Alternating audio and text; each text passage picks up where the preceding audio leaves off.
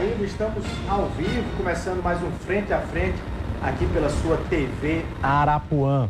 A eleição mais disputada, até violentamente mais acirrada da história do Brasil, formalmente foi concluída nesta segunda-feira com a diplomação do presidente eleito Luiz Inácio Lula da Silva.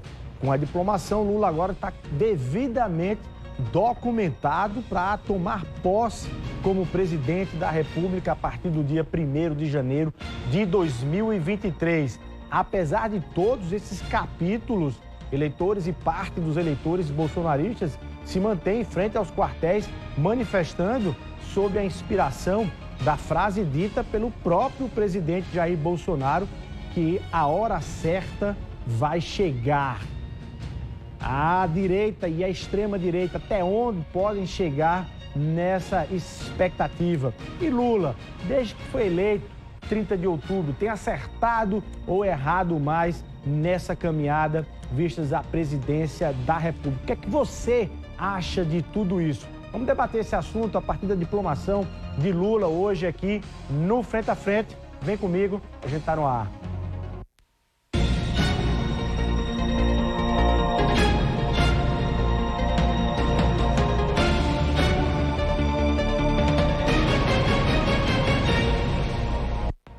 Boa noite, professor, cientista político Luiz Gonzaga Júnior. Estava meio de folga aqui da Arapuã desde a eleição. Está de volta aí, boa noite, seja bem-vindo. Pois é, Luiz, agora de tédio ninguém morre nesse país, né? Então, grande satisfação estar aqui novamente para a gente poder debater a política do nosso país em especial. Bom demais, tema é o que não vai faltar. E você que está acompanhando a gente, quer mandar opinião, está concordando, vai discordar do que a gente vai comentar aqui, a gente vai trazer os detalhes, inclusive, da diplomação do presidente eleito Luiz Inácio Lula da Silva, hoje em Brasília. Muitos paraibanos, lideranças políticas paraibanas, compareceram à diplomação. O governador João Azevedo, que ainda está em Brasília, entre outras lideranças políticas da Paraíba que acompanharam. E vocês querem concordar, discordar com a gente? Vai lá no Instagram, @LuizTorresPB, no da TV Arapuã também, no WhatsApp, vai mandando aqui seu questionamento, sua concordância ou discordância, e a gente vai interagindo junto, construindo esse debate. Professor Gonzaga, o que é que você achou da fala hoje, em linhas gerais, naturalmente, a gente vai falar sobre, mas o que é que você achou hoje da fala do presidente eleito Lula na diplomação? Ele fez um discurso ali, um tanto quanto batendo, né, em algumas posturas do presidente Jair Bolsonaro, apesar de não mencionar o nome de Bolsonaro, mas claramente era um discurso para ele. O que é que você achou? Sim, claro, Luiz. Primeiro, lembrar que foi um evento muito prestigiado, né? Claro, é um evento importante que garante ali, né, a titularidade, ou seja, vence todo o processo, o período ali em que a lisura do processo deveria ter sido questionada. Um né? capítulo formal. Um capítulo formal da diplomação para dizer o presidente está legitimamente eleito, diplomado agora, né? Então, obviamente, uma grande presença da maior parte dos governadores do Brasil, como você disse, o governador João Azevedo esteve lá. Mas primeiro lembrar que foi um discurso muito emocionado, né? Um discurso que ele traz ali uma emoção ali exatamente de quem passou por todo um processo, que foi um presidente extremamente bem avaliado na sua gestão, mas sofreu um processo, né, questionado, né, e provado em certa medida de toda a questão política que envolveu, e que volta por cima, né? Volta como presidente eleito depois de tudo que ele passa, né? Mais de 500 dias preso, ele chorou, né? Chorou, emocionado, né? A participação ali de amigos, companheiros de partido, mas também das maiores representações políticas do país, ministros do Supremo. Então, acho que isso ali, e obviamente não poderia deixar de estranhar que, por se tratar de um processo eleitoral, né? E dentro de uma eleição extremamente disputada e muito apertada, lembrando que Lula venceu com apenas 2 milhões de votos à frente de Bolsonaro, né? Então isso não poderia ser mais, né, normal que ele tivesse ali como alvo o próprio processo, porque também vamos lembrar que Bolsonaro também não saiu do palanque ainda. Né? Mas você fala dessa história da eleição disputada, mas nesse discurso aí, alguns analistas, enfim, comentaram de que o Lula fez um discurso ainda no palanque, ele não fez um discurso, ainda fez um discurso hoje na diplomação, ainda um discurso eleitoral. Não falou para, enfim, para a pluralidade ou para o Brasil como um todo. É como se tivesse falado ali para os seus 60 milhões, esquecendo ali os 57 milhões de eleitores de Bolsonaro, inclusive. Claro. Acho que foi uma coisa... Havia um pouco de ressentimento, ele deveria ter feito um discurso mais amplo? Olha, eu acho que esse discurso, digamos, mais propositivo para o futuro, é um discurso que geralmente se faz na posse em si, né? Eu acho que a posse será o discurso da conciliação. Na verdade, no dia da eleição, né, no dia da vitória, Lula ele já faz um discurso de conciliação, dizendo que ele vai governar para todos. Eu acho que o momento ali, politicamente falando, ele estava mais propício para esse debate, porque você tem ali, né, uma figura importante, que é o próprio presidente do TSE, que dentro desse processo eleitoral foi muito duro com as arbitrariedades que foram cometidas no período eleitoral, né, inclusive de questionamento, de ataques. Alexandre de Moraes traz isso no seu discurso também, né, onde, claro, que aí ele estava falando, sem falar nomes, assim como Lula, mas estava se direcionando ali ao presidente Bolsonaro, mas que de defesa do processo, né? Então, defesa do processo é dizer, olha, o nosso adversário, ou no caso, quem estava questionando o processo, é o grande responsável também por estar questionando a lisura. Então, seria um discurso de ataque, que na verdade seria um ataque que poderia ser traduzido como uma defesa do processo. Aliás, o discurso do Alexandre de Moraes, do ministro, foi até mais duro, né? Deixa lá a imagem, o discurso do Alexandre de Moraes foi até mais duro do que o do próprio presidente eleito Lula. Agora, aquela foto, essa imagem dos dois aí apertando a mão e tal, ela até ilustrou algumas postagens de alguns eleitores bolsonaristas, essa imagem aí, quando ele vai ali, recebe o diploma, aperta a mão, cumprimenta ali o presidente. Essa imagem especificamente está sendo muito usada como a imagem da confirmação de que há uma parceria entre o Poder Judiciário com Lula nessa eleição também, né? Como é que você vê isso? Na verdade, me parece que o próprio Bolsonaro jogou Lula e o STF, o TSE, um nos braços do outro, né?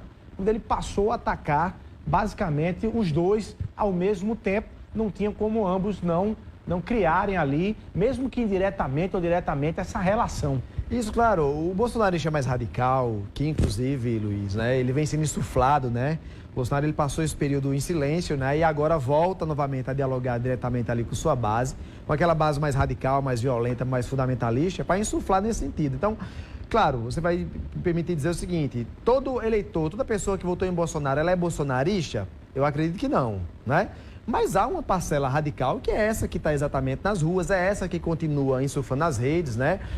Há, inclusive, hoje a Folha publicou que alguns ali assessores mais próximos já estão buscando apoio, empregos, né? Dentro da base ali, digamos, dos parlamentares que estão em torno ali de Bolsonaro, mas que uns, igual o Técio, que é aqui de Campina Grande, que é exatamente um que é responsável pelas redes sociais, ele vai continuar exatamente no exercício direto, que aí, como é dito, né? Uma das pessoas que estão ali à frente do chamado Gabinete do Ódio, que é quem prepara exatamente essas peças mais radicais para radicalizar e sustentar a base.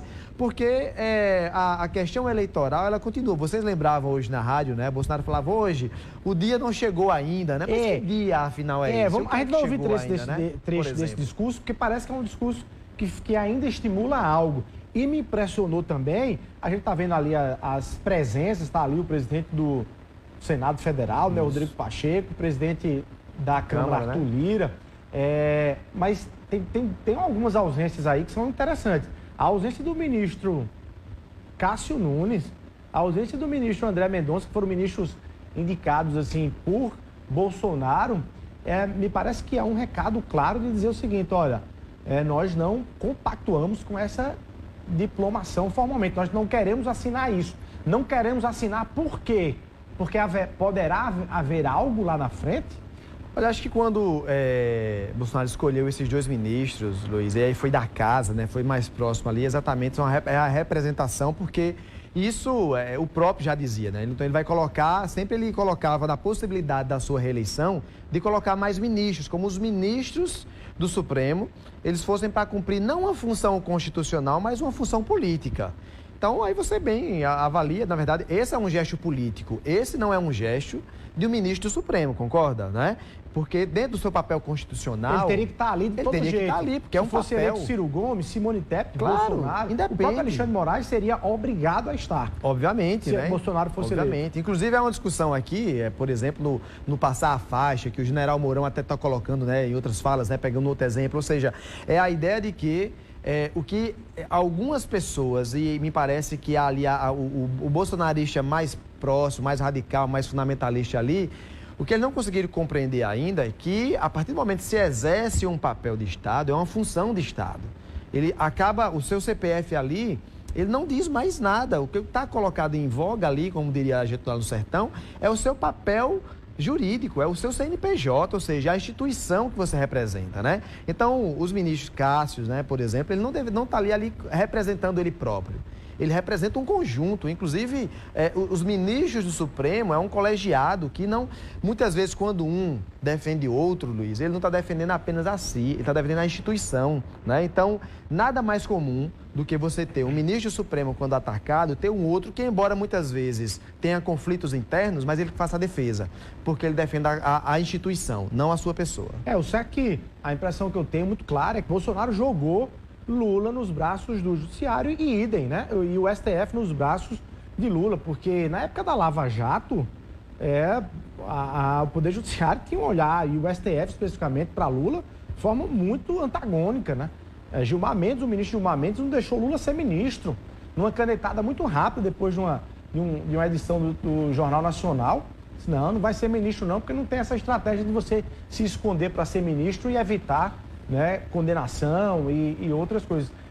Bolsonaro, com esse ataque direto a um e a outro, naturalmente acabou, mesmo que indiretamente, para alguns é diretamente, para outros não, mas juntando aí os dois, tanto que o discurso de ambos foi um discurso em defesa da democracia, dizendo que essa solenidade de hoje marcaria a vitória da democracia diante de alguns discursos. Vamos ouvir, né? Vamos ouvir o que é que o presidente Lula falou nessa solenidade hoje à tarde aí no Tribunal Superior Eleitoral da Paraíba. Primeiro trecho aí, um trecho mais emocionado do discurso de Lula.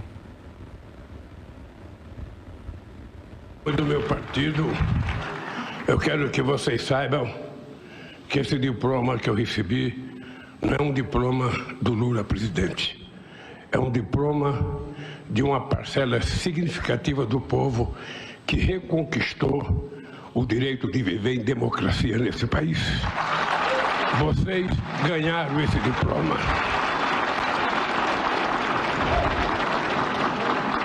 Em primeiro lugar, quero agradecer ao povo brasileiro pela honra de presidir pela terceira vez do Brasil.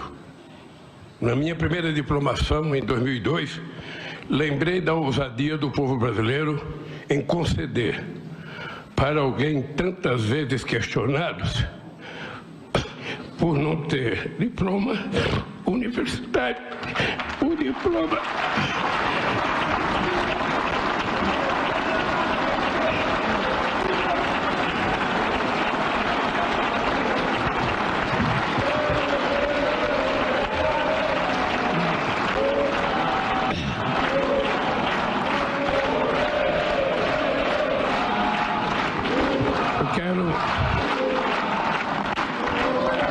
Eu quero pedir desculpas a vocês pela emoção, porque quem passou o que eu passei nesses últimos anos está aqui agora é a certeza de que Deus existe e de que o povo brasileiro é maior do que qualquer pessoa que tentar o arbítrio nesse país. Eu sei o quanto custou, não apenas a mim, quanto custou ao povo brasileiro essa espera para que a gente pudesse reconquistar a democracia nesse país.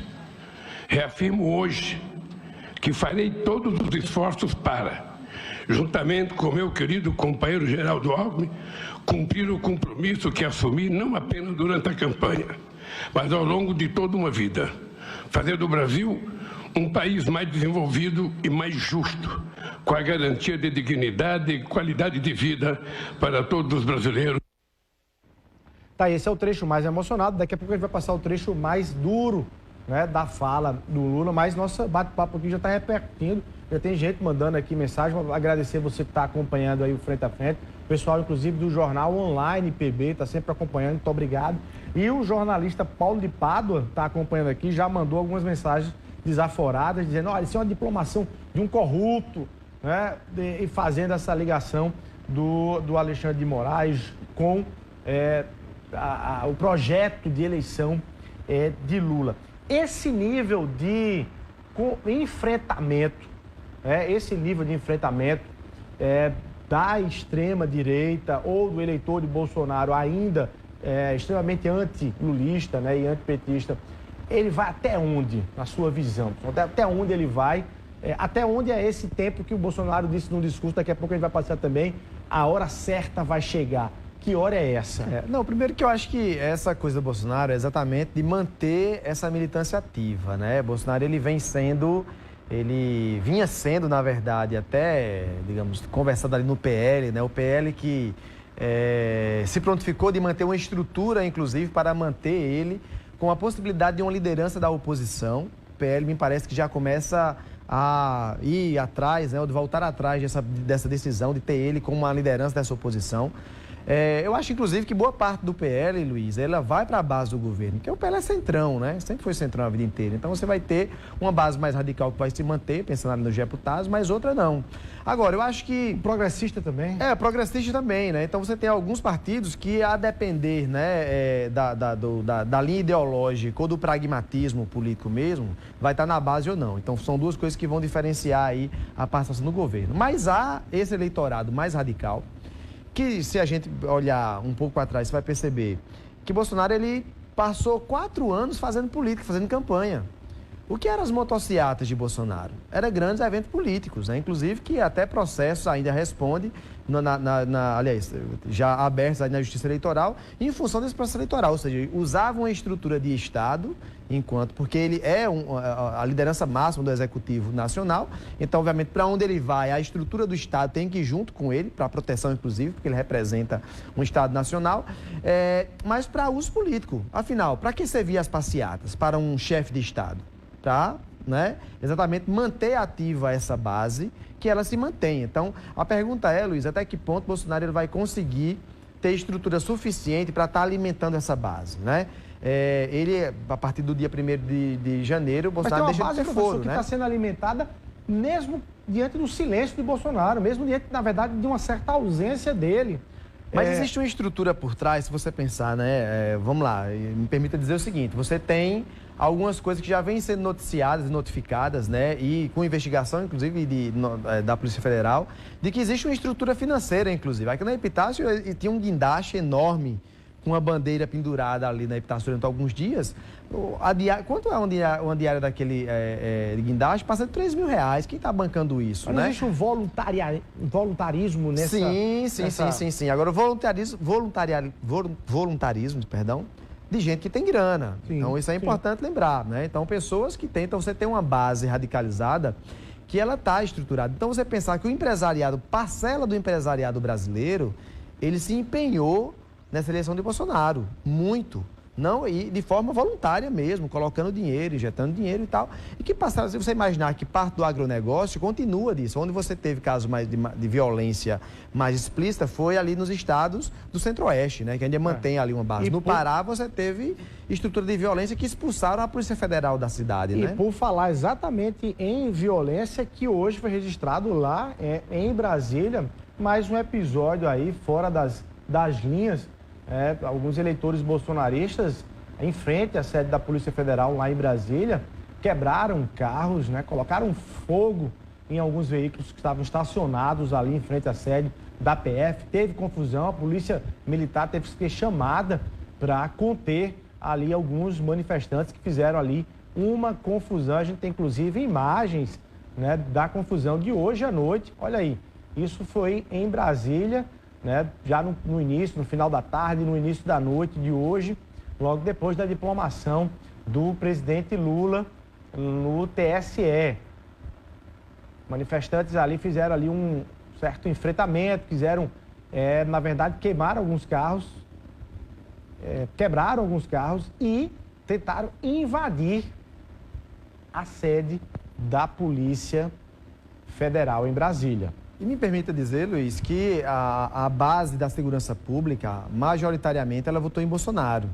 E hoje você tem, obviamente, a polícia tendo que agir em função aí né, desses casos de violência, né, esses casos aí de incitação à violência, né, de prática de violência, e, obviamente, muitas vezes, esse bolsonarista mais radical acusa a polícia de estar agindo contra a própria Constituição. A polícia está lá para manter a ordem para alguém que está cometendo crime, para alguém que está cometendo desordem, mas uma polícia que votou majoritariamente em Bolsonaro, mas que está cumprindo a sua função enquanto agente de segurança pública diante dessa desordem que está sendo colocada, né? Então, a polícia agora começa a ser atacada, e lembrando, né, mais uma vez, como aconteceu no Pará, onde a Polícia Federal foi atacada a tiros, né? A Polícia Rodoviária Federal foi atacada a tiros por estar lá tentando cumprir, né, em cumprimento da lei, em cumprimento da ordem, né, enfrentando ali uma base radical, violenta, bolsonarista, muito embora a polícia, ela própria, né, até o próprio diálogo que o bolsonarismo sempre manteve, o próprio presidente manteve com esse segmento da sociedade, ela sendo acusada e tendo que agir aí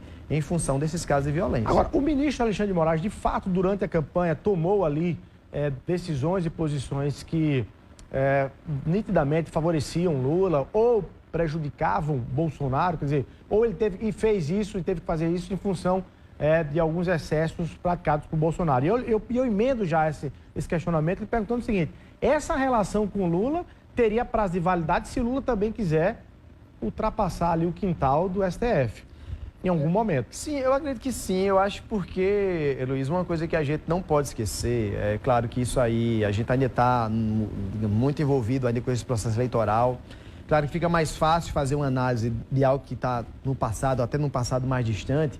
Mas uma coisa que a gente não pode esquecer, né, que está muito notória, é exatamente a omissão do Ministério Público Federal, diante de algumas circunstâncias, a omissão do Ministério Público Eleitoral também sobre algumas circunstâncias. Isso forçou o ministro Alexandre de Moraes a tomar algumas medidas em função dessa omissão. Claro que aí, vamos dizer, do ponto de vista, digamos, de uma alguns processos, por exemplo, o próprio STF é o autor, é quem julga, né? Quem... Em função do rito processual, ele não deveria ser o autor. Mas diante de uma omissão para manter a Constituição, né, dentro de uma validade constitucional, ele tem que agir, até muito embora, de uma certa inconstitucionalidade, ou atingindo ou ferindo determinados ritos processuais, né? Então, isso é importante saber porque é notório, é visível, né? Como Augusto Aras também, né? O atual PGR, não escolhido dentro da lista tríplice que a PGR encaminhou, também dentro da sua ação, digamos, de certo modo político, né? Houve, sim, muita proteção de Bolsonaro dentro do processo administrativo, porque a PGR, embora ela seja escolhida pelo presidente da República, a PGR ela tem que funcionar como um órgão independente. Ela é a grande guardiã, né, da Constituição. Então, a partir do momento que não há uma provocação da sociedade, a Procuradoria da República, os procuradores de forma geral, são eles que devem agir em função da Constituição, a defesa da Constituição, não necessariamente, digamos, necessitar de uma provocação.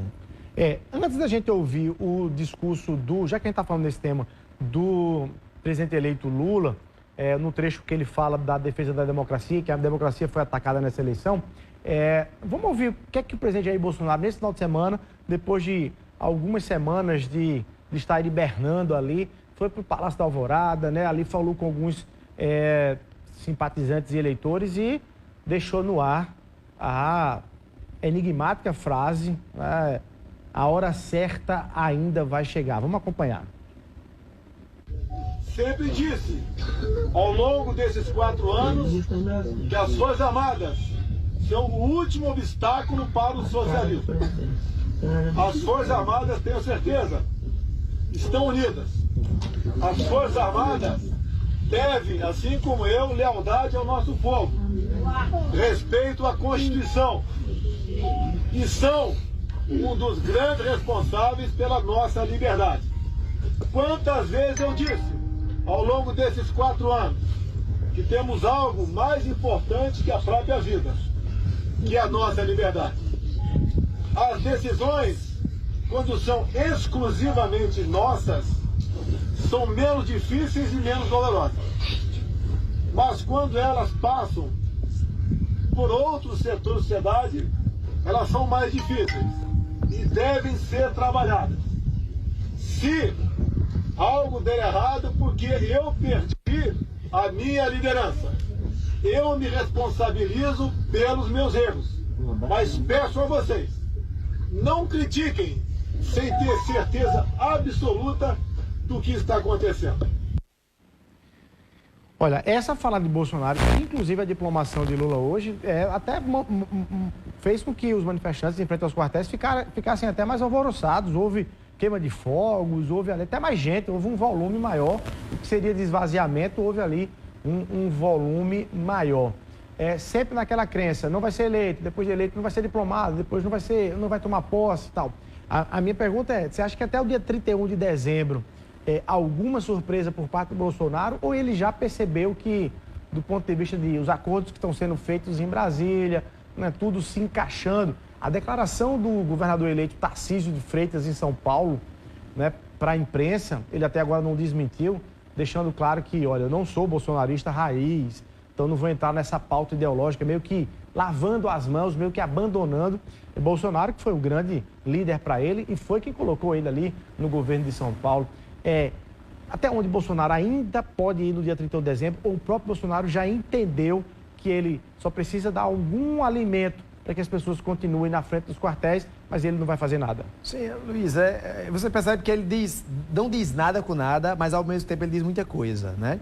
Porque aí as interpretações são as mais variadas possíveis, né? Para quem tem imaginação fértil, você pode imaginar qualquer coisa, né? Então, qualquer absurdo, ele pode ser imaginado, né? Mas veja só, uma primeira coisa que é importante, primeiro, Bolsonaro, ele entendeu que ele não tem mais, digamos ali, um verniz político, né, dentro da estrutura política, ele protegia. Então, ele já não pode dizer tanta coisa, nada de forma explícita, né? A partir do momento que ele diz, olha, se dependesse de mim, de uma pessoa só, tudo seria mais fácil. Alguém que decida algo sozinho numa sociedade é um ditador, né? É uma autocracia, alguém que tem o poder absoluto e ele pode decidir absolutamente tudo.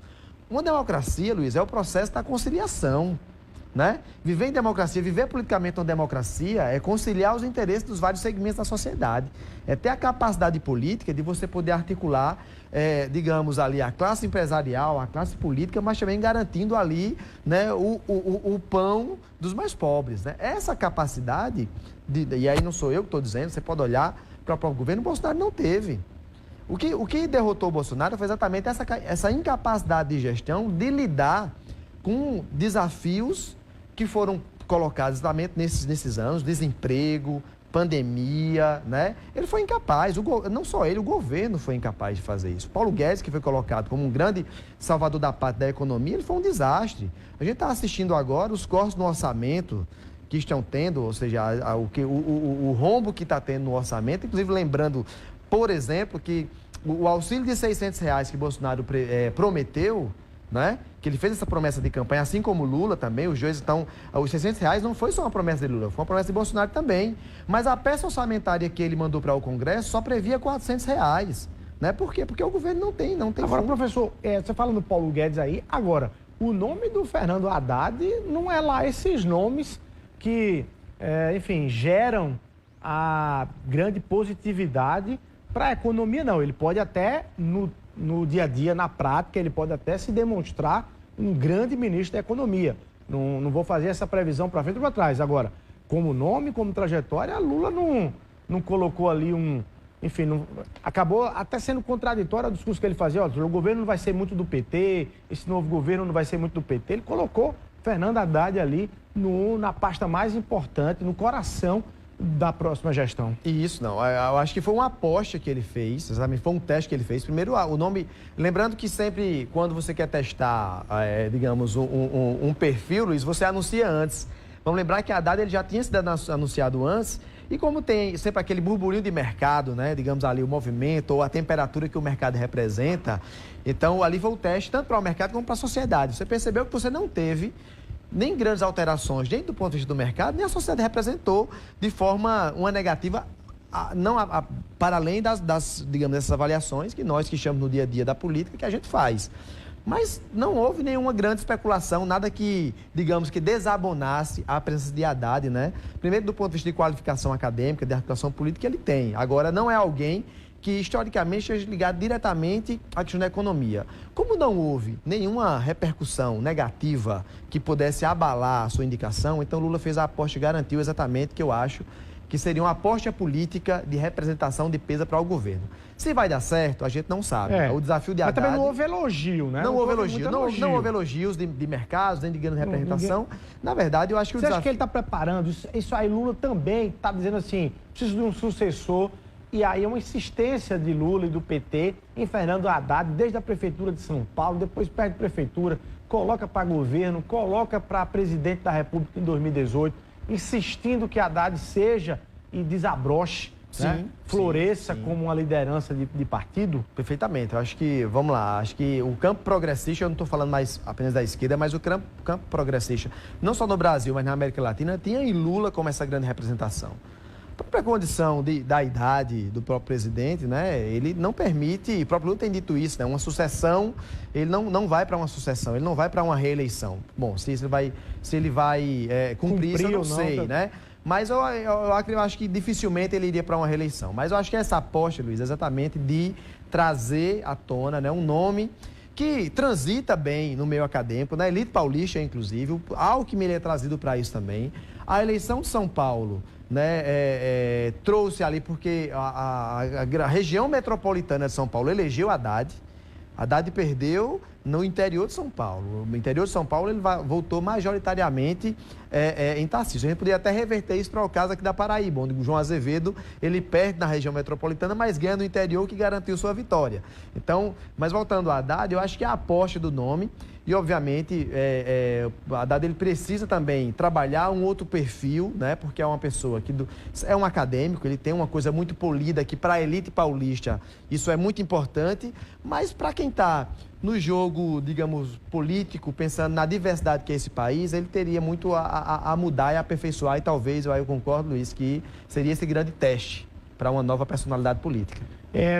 Você acha que o PT vai ser, mais do que os próprios adversários, o PT, quando eu digo o PT mais raiz, mais radical, o grande desafio para Lula é poder contornar, poder entender? Eu já ouvi, inclusive, algumas informações que tem algumas críticas, porque Lula só nomeou até agora, só indicou, só confirmou os nomes de homens, né, para ministério, embora tenha confirmado Margareth Menezes para a Cultura, mas até aqueles primeiros 5 nomes, que não tem aparecido negros nas fotos, só a elite, né? Enfim, sim. Pessoas brancas ali ao lado de Lula.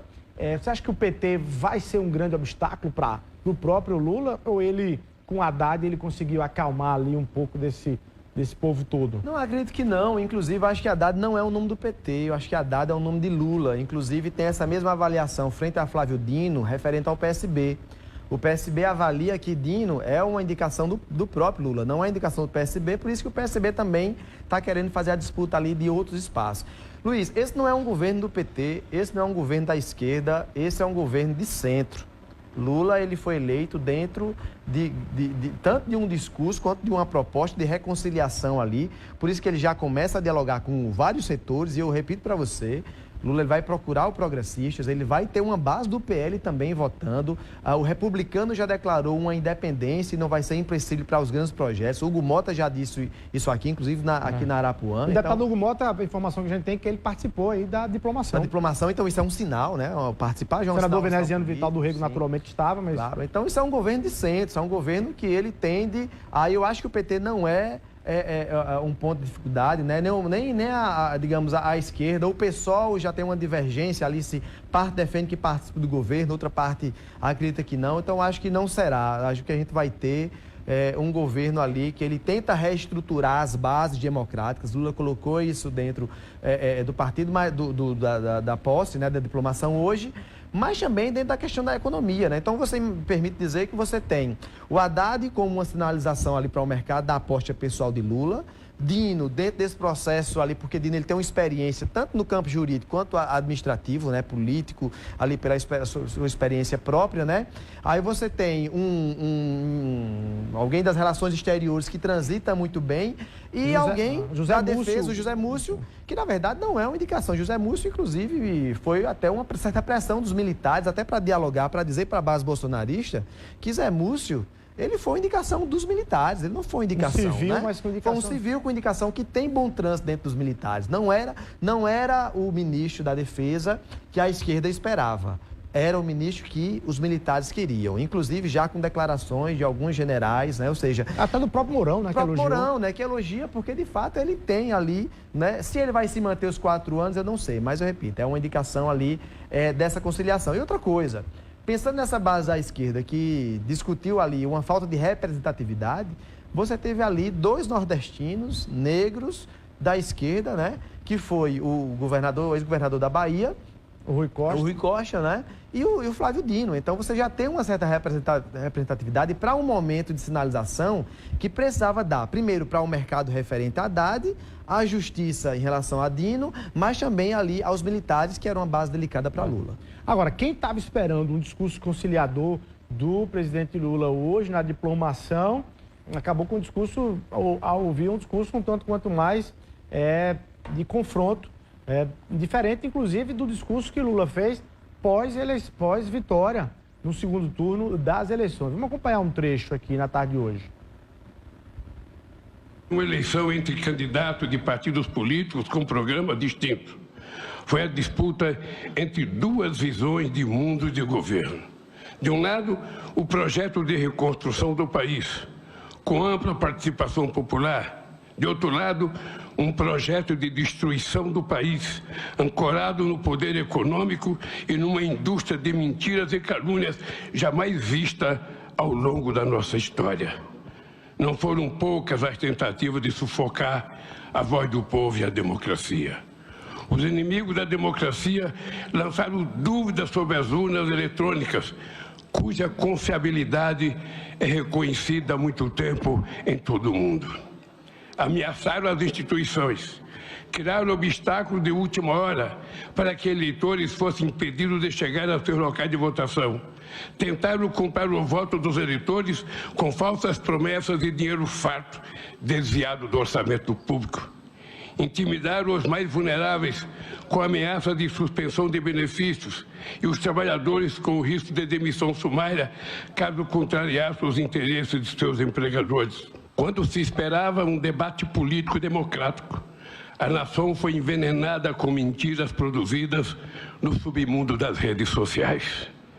Eles semearam a mentira e o ódio, e o país colheu uma violência política que só se viu nas páginas mais tristes da nossa história. E, no entanto, a democracia venceu.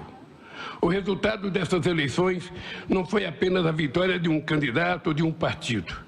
Tive o privilégio de ser apoiado por uma frente de 12 partidos no primeiro turno, e aos quais se somaram mais 2 partidos no segundo turno.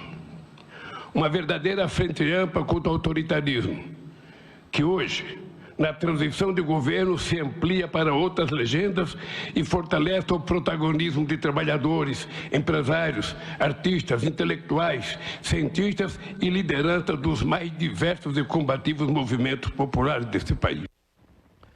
Olha, mais duro ainda foi o discurso do presidente do Tribunal Superior Eleitoral, o ministro Alexandre de Moraes. Esse falou aí em responsabilizar o que ele considerou criminosos que estão fazendo aí, estão exagerando nos protestos e nos ataques às instituições. Vamos acompanhar.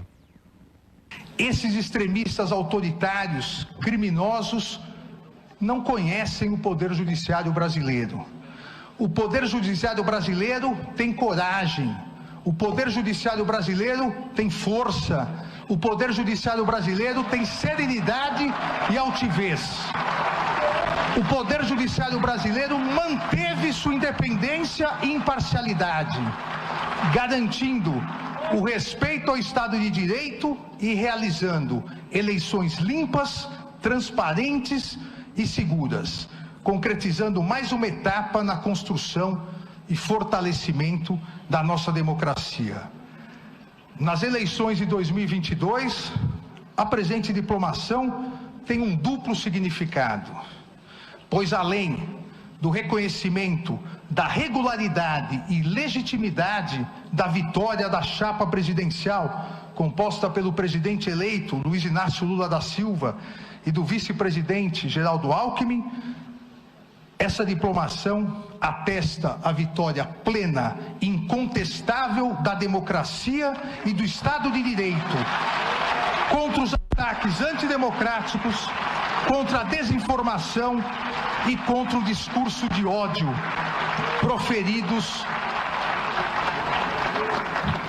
proferidos por diversos grupos organizados, que já identificados, garanto, serão integralmente responsabilizados, para que isso não retorne nas próximas eleições.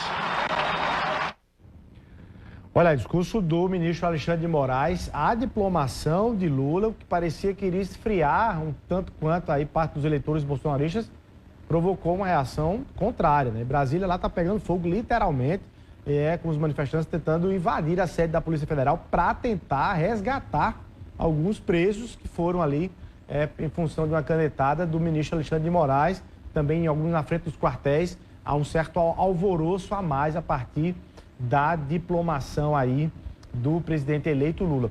Professor, vamos rapidinho para o intervalo comercial, já agradecer aqui, tem muito professor inclusive acompanhando, viu?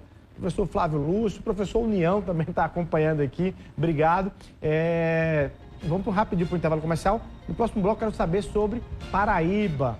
Qual é o tamanho da Paraíba nesse governo Lula que começa aí em janeiro de 2023? Rapidinho, a gente está de volta.